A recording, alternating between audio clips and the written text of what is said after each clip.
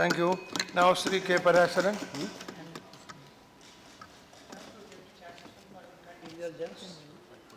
We are now concerned with a constitutional amendment, and all bad aspects are going to be taken care of in the plenary legislation.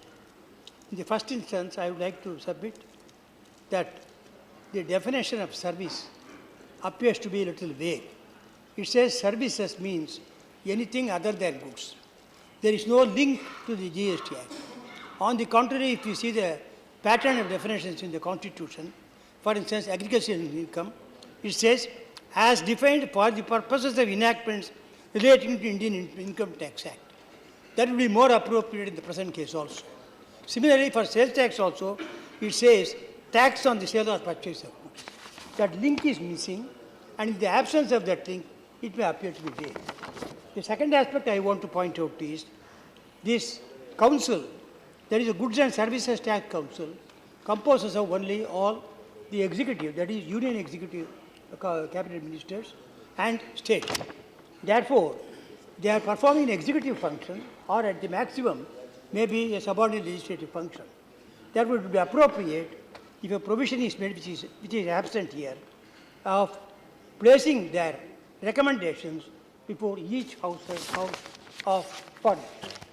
There are similar provisions in the Constitution itself.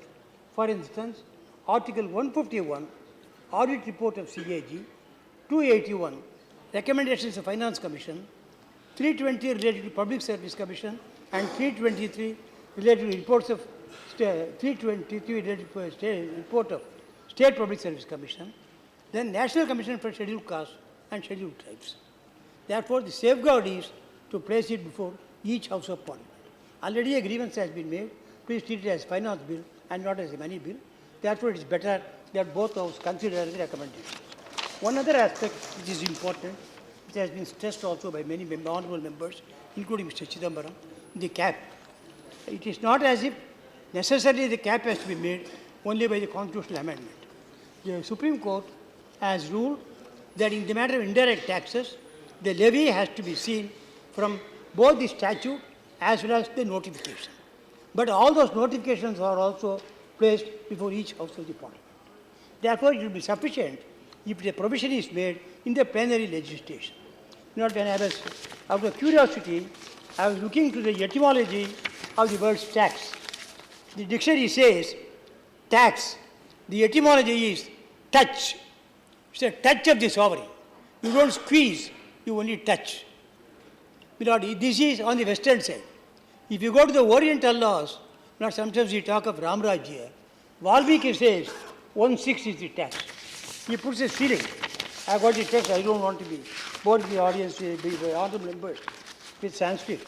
I got the Valmiki text also. Apart from that, Kalidasa, a great poet, he also says taxation don't exceed 1/6. That he says, Tanyucha Shattangita Saikatani, Sivani Vistiri Jalani Kashchit. So whether you go by the West or by the Oriental laws, there has to be a ceiling. Now that it has been missed in the constitutional amendment, it has necessary to be there in the plenary legislation. These are the three aspects which I wanted to present before these honourable members, particularly in the context of service being very vague, because supply can be also a pre-supply.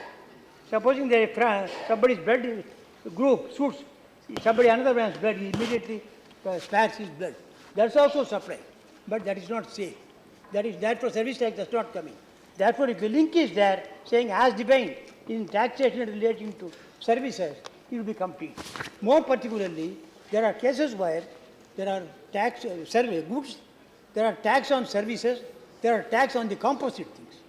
The agricultural definition tax analogy very is appropriate, because in agriculture also there may be instances of composite tax, namely agricultural income and non-agricultural income. Therefore, I would respectfully suggest that such a definition borrowed in the pattern of the Constitution itself will be more appropriate. Thank you, Mr. Deputy Chairman. Thank you very much. I believe in sticking to the time. Thank you very much. You spoke to the point, focus, and within the time. Thank you. Within the time. This should be an example for others. Now, yeah, very relevant points also.